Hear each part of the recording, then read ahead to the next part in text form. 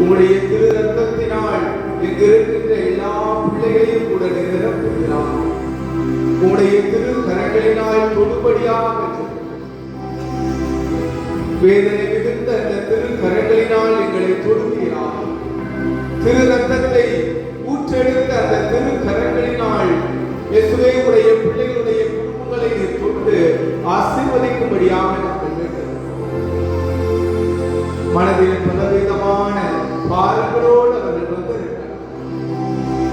யாரிடமும் சொல்ல முடியாத வேதனைகளோடு ஆண்டவரே நாளில் ஜெபித்துக் கொண்டிருக்கிறார். அவருடைய கண்ணீரை துடைக்கிறார்.